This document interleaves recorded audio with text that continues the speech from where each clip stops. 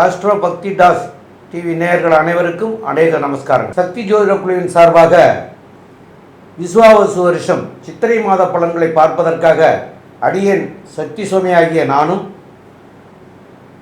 Astro KS Iyengar அவர்களும் doctor Harihara Sharma ஐயா அவர்களும் வந்திருக்கின்றோம். அனைவருக்கும் ஹரிஹர சர்மாவின் பணிவான நமஸ்காரங்கள். நாம் ஒவ்வொரு ட்ரிப்பும் ஒவ்வொரு மாத பலன்கள் பார்க்குறோம், வருஷ பலன்கள் பார்க்குறோம். அதே போல் மெல்ல செல்லும் கிரகங்களுடைய பலன்கள், விரைவாக செல்லும் கிரகங்கள். மெல்ல செல்லும் கிரகங்கள் அப்படின்றத பொறுத்தளவுக்கு அதிகமாக மெல்ல செல்லக்கூடிய கிரகம் சனி புத்திர பகவான். சனி பயிற்சி பலன்கள், ராகு கேது பயிற்சி பலன்கள், குரு பயிற்சி பலன்கள் இதெல்லாம் பார்த்துட்டு வந்திருக்கோம். இப்போ அந்த வருஷத்தில் இப்போ பார்க்க போகிறது நிகழும் மங்களகரமான விஸ்வாச வருஷம் சித்திரை மாத பலன்களை பார்க்க போகிறோம். இப்போ இந்த சித்திரை மாதம் அப்படின்றது விஸ்வாச வருஷத்தில் தொடங்குது. இந்த வருஷம் எப்போ தொடங்குது, இந்த மாதம் எப்போ தொடங்குது அப்படின்னு பார்த்தோம்னாக்க நிகழும் மங்களகரமான விஸ்வாச வருஷம் சித்திரை மாதம் ஆங்கில தேதி 14/4/2025 உயர்ந்த கிழமையான திங்கக்கிழமையில் தொடங்குது. இது முடிகிறது அப்படின்றது 14/5/2025 வரையிலும் இந்த சித்திரை மாதம் இருக்குது. சித்திரை மாதம் அப்படின்னாலே நம்ம என்ன சொல்லுவோம், அக்னி நட்சத்திர தோஷ ஆரம்பம் அப்படின்றதே சொல்லுவோம். நம்ம அந்த காலகட்டங்களில் பொறுத்தளவுக்கு முன்னோர்களும் மூத்தோர்களும் பெரியோர்களும் என்ன பண்ணுவாங்க, திருமணமான தம்பதிகளை ஆடி மாதத்தில் சேர வேண்டாம்னு சொன்னக்கூடிய காரணம் என்ன அப்படின்னாக்க, ஆடியில் கூடினா சித்திரையில் குழந்தை பிறக்கும், சித்திரையில் அக்னி நட்சத்திரம் அந்த குழந்தையோட உடம்பு சூடு தாங்காது அப்படின்றனால நம்மளுடைய முன்னோர்களும் மூத்தோர்களும் ஒவ்வொரு மாதத்துக்கும் ஒவ்வொரு காரியங்களும் ஒவ்வொரு நற்பலன்களையும் சொல்லிட்டு இருந்தாங்க. அப்படி பார்க்குற காலகட்டங்களில் இந்த சித்திரை மாதம் ஏற்படக்கூடிய நிகழ்வுகள், முக்கியமான நிகழ்வுகள் என்னென்னன்றதை ஃபஸ்ட்டு பார்க்கலாமா?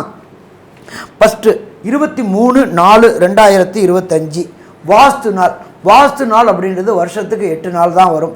அப்போ வாஸ்து புருஷர் கண் விழிக்கக்கூடிய நேரம், நம்ம அந்த வாஸ்து பூஜை பண்ணக்கூடிய நேரம் காலையில் 8:04 9:34 வாஸ்து பூஜை போடக்கூடிய நேரம். சரி, அதுக்கு அடுத்தது என்ன அப்படின்னு பார்த்தோம்னாக்க 25/4/2025 திருவண்ணாமலையில் ஸ்ரீ ரமண மகரிஷி பிறந்த 75வது ஆராதனை தினம் அந்த 25/4 கொண்டாடப்படுது. சரி, அதுக்கு அடுத்தது பார்த்தோம் அப்படின்னு சொன்னாக்க 27/4/2025 சித்திரை மாதம் வரக்கூடிய அமாவாசை தினம். அதுக்கு அடுத்தது பார்த்தோம் அப்படின்னாக்க 30/4/2025 நம்ம எல்லாருமே, அதாவது நம்ம கொண்டாடுறோமோ இல்லையோ நகைக்கடைக்காரங்க கண்டிப்பாக அதை கொண்டாடுவாங்க. அது என்ன அப்படின்னாக்க அக்ஷய திருதியை. சூரியனும் சந்திரனும் சம உச்ச காலகட்டங்களில் வர்றதுக்கு அக்ஷய திருதியை. இந்த அக்ஷய திருதியை பற்றி நாங்கள் தனியாக ஒரு வீடியோ போடுறோம். இப்போ அந்த அக்ஷய திருதியை வரக்கூடிய காலகட்டங்கள் 30/4/2025. பொன்னாப்டாலும் புதன் ஆப்பிடாது அப்படிம்பாங்க. அப்படியேற்பட்ட புதந்தமான புதன்கிழமையில் வருது அக்ஷய திருதியை. அதுக்கு அடுத்தது பார்த்தோம்னாக்க 4/5/2025 எப்பொழுதுமே பார்த்தோம்னாக்க சூரியன் பரம உச்சத்தில் வர்றது மேஷத்தில். அந்த பரம உச்சத்தில் வர்றது தான் அக்னி நட்சத்திர தோஷ ஆரம்பம். இந்த அக்னி நட்சத்திர தோஷ ஆரம்பத்தில் எந்த விதமான சுபகாரியங்களும் நம்மளுடைய சார்ந்தவங்க கொண்டாட மாட்டாங்க. இந்த அக்னி நட்சத்திரம் 4-21 வரலும் இருக்குது. அது வைகாசியில் வந்துடுது. அப்போ அக்னி நட்சத்திர தோஷ ஆரம்பம். சரி, அதுக்கு அடுத்தது பார்த்தோம் அப்படின்னாக்க 12/5/2025 திங்கக்கிழமை. எல்லா பௌர்ணமிக்கும் ஒவ்வொரு விசேஷ தினங்கள் உண்டு. இந்த சித்திரை மாதம் வரக்கூடிய பௌர்ணமிக்கு பேர் சித்ரா பௌர்ணமி அப்படின்னு பேர். அதை தவிர இந்த காலகட்டங்களில் மதுரையில் கள்ளழகர் ஆற்றில் இறங்கக்கூடிய காலகட்டம். வரலாறு புகழ்பெற்றது, உலக புகழ்பெற்ற மதுரையில் உள்ள கள்ளழகர் ஆற்றில் இறங்கக்கூடிய நாள் அந்த 12/5/2025 திங்கக்கிழமை. சரி, இதுக்கு அடுத்தது இந்த விஸ்வாச வருஷம் சித்திரை மாதம் பிறக்கக்கூடிய நாட்களில் என்னென்ன கிரகங்கள் எந்தெந்த இடத்துல இருக்குது அப்படின்றத பார்ப்போம். காலபுருஷ தத்துவத்தின்படி மேஷத்தில் சூரிய பகவானும், அதுக்கு அடுத்தது காலபுருஷ தத்துவத்தின்படி 2ஆம் இடமான ரிஷபத்தில் குரு பகவானும், 4ஆம் இடமான கர்க்கடகத்தில் செவ்வாய் பகவானும், மற்றும் 6ஆம் இடமான கன்னியில் கேது பகவானும், மற்றும் கும்பத்தில் சனி பகவானும், புத பகவான், சுக்கிர பகவான், ராகு பகவான் மீனத்திலையும் இருக்கக்கூடிய காலகட்டங்களில் இந்த சித்திரை மாதம் பிறக்குது. இந்த சித்திரை மாதத்தில் விசேஷங்கள் அப்படின்றது சொன்னோம். இதில் இந்த காலகட்டங்களில் 2 மெல்ல செல்லும் கிரக பயிற்சிகள் இருக்குது. அந்த 2 கிரகங்கள், ஒன்று ராகு, இன்னொன்று கேது. அடுத்தது குரு பெயர்ச்சி. இதை பற்றி நம்மளுடைய அஸ்ட்ரோ கேஎஸ் ஐயங்கார் அவங்க விரிவாகவும் விளக்கமாகவும் சொல்லுவாங்க. ஐயா, அற்புதமாக சொன்னீங்க. அதாவது விஸ்வாவசு வருஷத்தின் முதல் மாதமான சித்திரை மாதத்தில் பார்த்தீர்களேயானால் வரக்கூடிய கிரகச்சாரங்களில் மிக முக்கியமான கிரகச்சாரம் அப்படின்னு கிரக கோள் சாரம் அப்படின்னு சொல்லக்கூடியது வந்து ராகு கேத்துவின் பெயர்ச்சி 26/4/2025 வருது. இது வந்து ஒரு பெரிய மாற்றத்தை ஏற்படுத்தக்கூடிய நிகழ்வு. ஏன்னா ராகு கேத்துன்றது வந்து 1.5 வருஷத்துக்கு ஒரு தரம் ஒரு ராசியிலிருந்து அடுத்த ராசியில் மாறக்கூடியது. இப்போ நம்ம மாத கிரகங்களை பற்றி பேசுகிறோம், அதாவது சித்திரை மாதத்தை பற்றி பேசுகிறோம். எப்படியும் ராகு கேத்து பயிற்சியின் தனியாக வீடியோ போடுவோம். அதை தவிர குரு பயிற்சியும் நடக்கிறது. குரு பயிற்சி 11/5/2025 நடக்கிறது. குரு ரிஷப ராசியிலிருந்து மிதுன ராசிக்கு போகிறார். ராகுவும் கேத்துவும் பார்த்தோம்னா ராகு மீன ராசியிலிருந்து அப்பிரதட்சணமாக சுற்றுவார். அதனால் வந்து கும்பத்துக்கும் கேத்து கன்னியா ராசியிலிருந்து சிம்ம ராசிக்கும் வரார். இந்த மாதம் சித்திரை மாதத்தில் இருக்கக்கூடிய மாத கிரகங்களில் என்ன விசேஷம் அப்படின்னு பார்த்தோம்னா சுக்கிரன் வக்கர கதியில் இருக்கக்கூடிய சுக்கிரன் 4 நாட்கள் மட்டுமே இந்த மாதம் பிறந்ததுலேருந்து வக்கரத்தில் இருக்கார். அதுக்கப்புறம் வந்து சுக்கிரன் உச்சம் பெற்று போய் இருக்கார். இதற்கு மேலே பரிவர்த்தனை யோகமும் வருது. குருவும் சுக்கிரனும் இந்த மாதம் மொத்தம் பரிவர்த்தனை யோகத்தில் இருக்கக்கூடியது பெரிய விசேஷம். ஏன்னா 11ஆம் தேதி 11/5 தான் மாறுறார். அதனால் மாத கடைசி சித்திரை மாத கடைசியில் தான் குரு பெயர்ச்சி வருது. அது வரலும் வந்து பரிவர்த்தனை யோகத்தில் ஆட்சி பெற்றதற்கு சமமாக குருவும் சுக்கிரனும் அவரவர்கள் வீட்டில் ஆட்சி பெற்றதற்கு சமமாக இருக்கக்கூடிய காலகட்டம். இதில் வந்து சுக்கிரன் வந்து உச்சம் பெற்று போயிருக்கார், வக்கர நிவர்த்தியும் அடைகிறார். பெரிய விசேஷம். அடுத்தது பார்த்தீங்கன்னா புதன் வந்து இந்த மாதம் மொத்தமே பார்த்தீங்கன்னா ஒரு 15 தேதி வரலும், இந்த மாதத்தினுடைய 15 தேதி வரலும், அதாவது 30/4/2025 வரலும் பார்த்தீங்கன்னா புதன் மீன ராசியில் நீச்சப்படுறார். என்ன சார் இது நீச்சப்படுறாரே புதன்னா, நீச்ச பங்கம் அடைஞ்சு ராஜயோகத்தை கொடுக்கக்கூடிய காலகட்டமாக இந்த சித்திரை மாதம் அமையிறது. எல்லா ராசிக்காரர்களுக்கும் பெரிய ஏற்றத்தை கொடுப்பார். கல்விக்கு அப்படின்னு சொல்லிங்கன்னாலே புதனை எடுக்காமல் இருக்கவே முடியாது. எந்த ஒரு நுண்ணறிவு சம்பந்தப்பட்ட எந்த ஒரு என்ன சொல்கிறது ஒரு விஷயங்களை எடுத்து நுண்ணறிவு செய்து பார்க்கணும் அப்படின்னாலே அதுக்கு புதனுடைய இது வேணும். புதன் இப்போ நீச்சப்பட்டிருந்தாலும் நீச்ச பங்கம் அடைகிறதுனால மிகப்பெரிய ராஜயோகத்தை கொடுக்கக்கூடிய வல்லமையில் இந்த மாதத்தில் இருக்கார். சரி, அதற்கடுத்து உண்டான இன்னொரு கிரகம் பார்த்தேனால் சூரியன் உச்சம் பெற்று போயிருக்கார். இந்த மாதம் வந்து சித்திரை மாதம் எப்போவுமே மேஷத்தில் சூரியன் உச்சம் பெற்று போயிருக்கார்.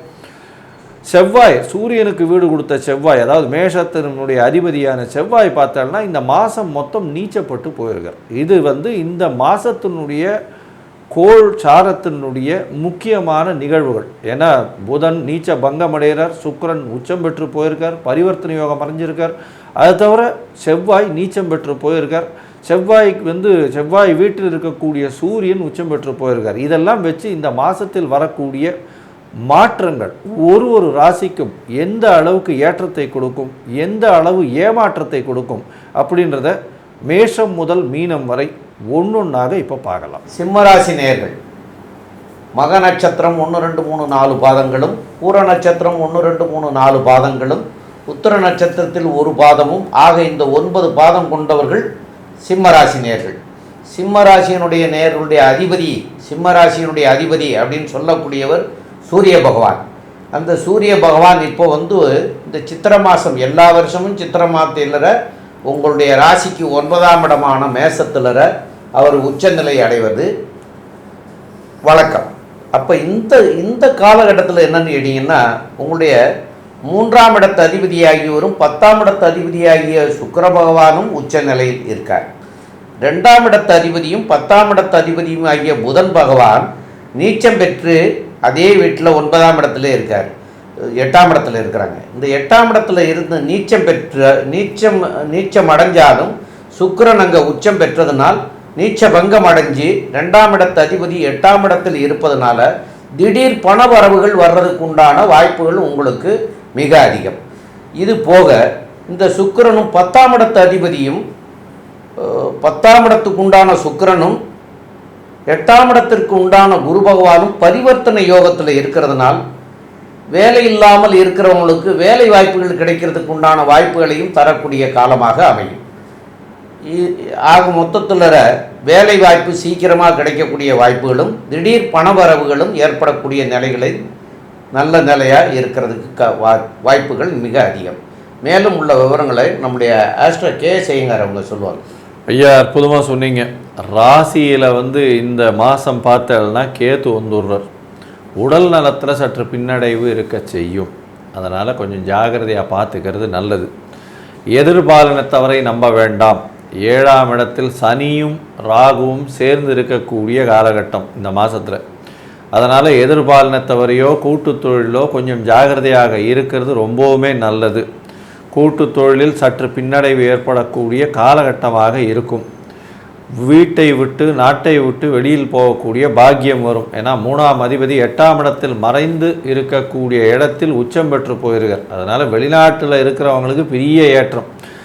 8-10 பரிவர்த்தனை வேறு ஐயா சொன்னார். பெரிய ஏற்றத்தை கொடுக்கக்கூடிய காலகட்டம். அதாவது புதுசாக ஒரு வேலையில் மாற்றங்கள் ஏற்படும். உங்களுக்கு ப்ரமோஷன் கொடுத்து இருக்கிற இடத்த விட்டு வெளியில் அனுப்புவாங்க.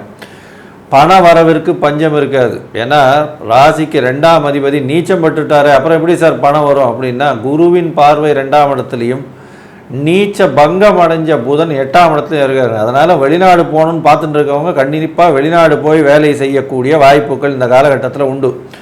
வெளிநாட்டிலிருந்து அந்நிய செலாவணி உங்களுடைய அக்கௌண்ட்டுக்கு நிச்சயமாக வந்தே தீரும். இந்த வாட்டி கவலைப்பட தேவையில்லை. ராசிக்கு 11ஆம் இடத்துல பார்த்தீங்கன்னா உங்களுடைய ராசிக்கு 12ஆம் இடத்துலையே செவ்வாய் நீச்சப்படுறார். அதாவது 9ஆம் அதிபதி 12ஆம் இடத்துல நீச்சப்படுறதுனால தந்தையின் உடல்நிலையில் சற்று பின்னடைவு இருக்கக்கூடிய வாய்ப்புகள் மிகவும் அதிகம். உடல்நிலைக்காக நீங்கள் ஆஸ்பத்திரி கொஞ்சம் செலவு பண்ண வேண்டிய கட்டாயங்கள் இந்த காலகட்டத்தில் நிச்சயமாக வரும். இந்த மாதம் பார்த்தீங்கன்னா உங்களுடைய ராசிக்கு 8ஆம் இடம் சுக்கிரனும் புதனும் 2 பேருமே இருக்கா.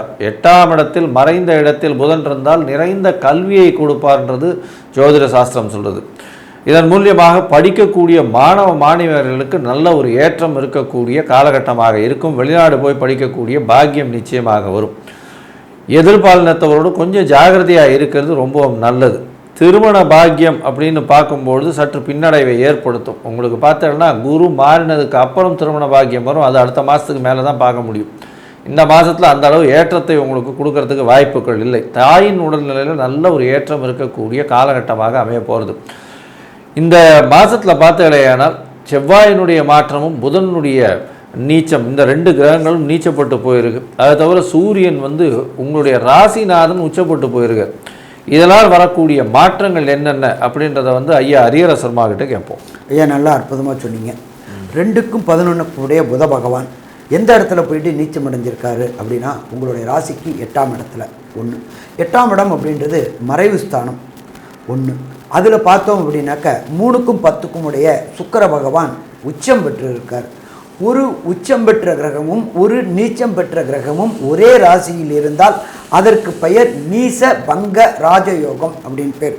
இந்த நீசபங்க ராஜயோகத்தினால பலனடைந்தது நம்மளுடைய நடிகர் ரஜினிகாந்த் அவர்கள் நீசபங்க ராஜயோகத்தினால பலனடைந்தார். அதே போன்று இந்த சிம்ம ராசியில் பிறந்த அன்பர்கள் இந்த சித்திரை மாதம் நீசபங்க ராஜயோகத்தினால் மிக பிரம்மாண்டமான பலன்கள் ஏற்படக்கூடிய வாய்ப்புகள் உண்டு. எப்படி அவர் பாலச்சந்திர கண்ணில் மாட்டி பெரிய ஆள் ஆனாரோ அதே போல் இந்த சிம்ம ராசியை சேர்ந்த அன்பர்கள் இந்த விசுவாச வருஷம் சித்திரை மாதத்தில் மிகப்பெரிய வளர்ச்சிகள், அபரிமிதமான வளர்ச்சிகள் ஏற்படக்கூடிய வாய்ப்புகள் உண்டு. ராசிக்கு 12ஆம் இடத்துல நீச்சம் அடைஞ்சிருக்கார் செவ்வாய். இவர் 4க்கும் 9க்கும் உடையவர். 4 அப்படின்றது மாத்ருஸ்தானம். மாத்ருஸ்தானாதிபதியான அங்கார பகவான் 12ஆம் இடத்துல நீச்சப்பட்டிருக்கார். மாத்ருவுக்கு உடல் நலத்தில் தொந்தரவுகள் வரக்கூடிய வாய்ப்புகள் உண்டு. செவ்வாய் என்பது இரத்தக்காரகன். இரத்தக்காரகன் நீச்சம் அடைஞ்சதுனால உடம்பில் இரத்தத்தில் ஏதாவது ப்ராப்ளம் வரக்கூடிய வாய்ப்புகள் உண்டு. அது சின்ன பிரச்சனையாக இருக்கும்போதே உங்களுடைய குடும்ப நல மருத்துவரை அணுகிறது சிறப்பாக இருக்குமா? சிறப்பாக இருக்கும். அடுத்தது ராசிநாதனான சூரிய பகவான் 9ஆம் இடத்தில் உச்சம் பெற்றிருக்கிறார். தகப்பன் சார்ந்த தொழிலை நீங்கள் மேற்கொள்ளக்கூடிய வாய்ப்புகள் வரக்கூடிய வாய்ப்புகள் உண்டு. தகப்பன் காரகன் சூரிய பகவான், தகப்பன் ஸ்தானாதிபதி சூரிய பகவான். அவர் 9ஆம் இடத்துல இருக்காரு. தகப்பன் செய்கின்ற தொழிலையோ அல்லது தகப்பன் படித்த படிப்புகளையோ அல்லது தகப்பன் செய்கின்ற உத்தியோகத்தையோ நீங்கள் எடுத்து செல்லக்கூடிய வாய்ப்புகள் உண்டு. எடுத்து செய்யக்கூடிய வாய்ப்புகளும் உண்டு. அதே போல் பார்த்தா 7ஆம் இடத்துல, ராசிக்கு 7ஆம் இடத்துல சனி பகவானும் ராகு பகவானும் இருக்காங்க. எப்பொழுதுமே ஜோதிட சாஸ்திரத்தில் சொல்லியிருக்கிறது, சனி பகவான் பார்த்த இடத்தை பாழ் பண்ணக்கூடியவர் அப்படின்றது ஜோதிட சாஸ்திரத்தில் சொல்லியிருக்கு. அப்படி பார்க்கும்பொழுது உங்களுடைய ராசிநாதனான சூரிய பகவானை அவருடைய மகனான சனி பகவான் தன்னுடைய விசேஷ பார்வையான 3ஆம் பார்வையால் பார்க்கிறார். அது சிறப்பா அப்படின்னாக்க கண்டிப்பாக சிறப்பு இல்லை. கணவர் மனைவிக்குள்ளார ஒற்றுமை குறையக்கூடிய வாய்ப்புகள் உண்டு. பார்ட்னர்ஷிப் தொழிலில் உங்களுடைய பார்ட்னரினால் உங்களை ஏமாற்றப்படக்கூடிய வாய்ப்புகள் உண்டு. உடல் நலத்தில் தொந்தரவு வரக்கூடிய வாய்ப்புகள் உண்டு. ராசியையும் சனி பகவான் பார்க்குறாரு, ராசிநாதனான சூரிய பகவானும் சனி பகவான் விசேஷ பார்வையாக பார்க்குறாரு. சிறுநீரகம் சம்பந்தப்பட்ட பிரச்சனைகள், எலும்பு மஜ்ஜை சம்பந்தப்பட்ட பிரச்சனைகள், மூட்டு வலி வரக்கூடிய வாய்ப்புகள் உண்டு. Prevention is better than cure. உஷ்ண தொடர்புடைய உபாதைகள் வாய்ப்பு உண்டு. இதை தவிர அந்த இடத்துல கேது பகவானும் இருக்கிறார். அந்த கேது பகவானை சனி பகவானும் சப்தம பார்வை பார்க்கிறார். கேது பகவான் என்பது நுண்கிருமிகள் அப்படின்றது கேன்சர் தொடர்புடைய உபாதைகளும் வரக்கூடிய வாய்ப்புகள் உண்டு. அதனால் இந்த சித்திரை மாதம் சிம்ம ராசியைச் சேர்ந்தவர்கள் மிக மிக எச்சரிக்கையாக இருந்தால் பிரச்சனைகளை தவிர்க்கலாமா? பிரச்சனைகளை தவிர்க்கலாம். சரி, ஒரு சில சிம்ம ராசியைச் சேர்ந்த அன்பர்களுக்கு சந்திராசிரம தினங்கள் வரக்கூடிய நாட்கள் என்னென்ன, அந்த காலகட்டங்களில் என்னென்னத்தை தவிர்க்கணும் அப்படின்றதையும், சிம்ம ராசியை சேர்ந்த அன்பர்கள் எந்த தெய்வத்தை வணங்கினால், எந்த நவதானியத்தை தானம் பண்ணினால் பிரச்சனையிலிருந்து வெளிவரலாம் அப்படின்றத பற்றியும் ஐயா டாக்டர் சத்தி சோமையா அவங்க விரிவாகவும் விளக்கமாகவும் சொல்லுவாங்க. ரொம்ப அற்புதமாக தெளிவாக சொன்னீங்க ஐயா. இப்போ சிம்மராசி நேயர்கள் அப்படின்னு சொன்னால் உங்களுடைய ராசியாதிபதி வந்து சூரிய பகவான். இப்போ அவர் சூரியன் வந்து ஐயா சொன்னாங்க, சூரியன் வந்து 9ஆம் இடத்துல இருக்கிறது சிறப்பு. ஆனால் இருந்தாலும் சனியுடைய 3ஆம் பார்வையினால் தன்னுடைய தகப்பனாருக்கு தொல்லை கொடுக்கக்கூடிய நிலையும் இருக்கிறது. அதே போல் சிம்மராசிக்காரர்களுக்கு தாய்ஸ்தானம் என்று சொல்லக்கூடியது வந்து செவ்வாய் பகவான் 4ஆம் இடத்து அதிபதி, அவரும் நீச்சமாகி போயிருக்கார். அப்போ தாய்க்கும் தொல்லை இருக்கிறது, தகப்பனாருக்கும் தொல்லை இருக்கிறது. இதெல்லாம் நீங்கிறதுக்காக என்ன செய்யணும்னு கேட்டால், ஞாயிற்றுக்கிழமை இன்னைக்கு கோதுமை தானமாக கொடுக்கணும். சூரியனுக்கு உகந்தது இது வந்து கோதுமை தான், தானியம். அப்போ அந்த கோதுமை தானமாக கொடுக்கறது யாருக்கு கொடுக்கணும்னா ஏழை எளியவர்களுக்கு வாங்கி கொடுக்கலாம். அதே போல் இந்த கோதுமையால் செய்யக்கூடிய சப்பாத்தி, பூரி இந்த மாதிரி உள்ளதெல்லாம் செய்து அதையும் ஏழை எளியவர்களுக்கு தானமாக கொடுக்கலாம். அதேமாரி ஞாயிற்றுக்கிழமை இன்னைக்கு சூரிய பகவானை போய் வழிபடலாம். இதனால் உங்களுடைய தாயாருடைய உடல்நிலையும் தகப்பனாருடைய உடல்நிலையும் நன்மையாக அதாவது அவங்களுக்கு வந்து ஆரோக்கியம் பெறக்கூடிய சூழ்நிலையை உருவாக்கி கொடுக்கும். அதுபோல் உங்களுக்கு இருக்கக்கூடிய, அதாவது உங்களுடைய ஜாதக ரீதியாக இருக்கக்கூடிய தீய பலன்கள் ஏதாவது இருந்ததுன்னா இந்த சூரியனை போய் வணங்குறதுனால, ஞாயிற்றுக்கிழமை இன்னைக்கு வணங்குறதுனால, அதாவது சூரியனை கண்ட படி போல் விலகும் அப்படின்னு சொல்லுவாங்க, அது மாதிரியாக விலகிடும். அப்போ அதனால் வந்து ஞாயிற்றுக்கிழமை இன்னைக்கு சூரிய பகவானையும் வழிபடணும், தான தர்மங்களும் பண்ணணும். இதெல்லாம் பண்ணினீங்கன்னா கண்டிப்பாக வந்து இந்த உபதிரவங்கள்லாம் இருந்து நன்மை அடையக்கூடிய வாய்ப்புகள் உங்களுக்கு கிடைச்சிரும். மேலும் இந்த மாதத்தில் வந்து வரக்கூடிய சந்திராஷ்டம தினங்கள் அப்படின்னு சொல்லக்கூடியது வந்து உங்களுக்கு சிம்ம ராசிக்காரர்களுக்கு 24/4/2025 வியாழக்கிழமை இரவு 11:58 ஆரம்பிக்குது.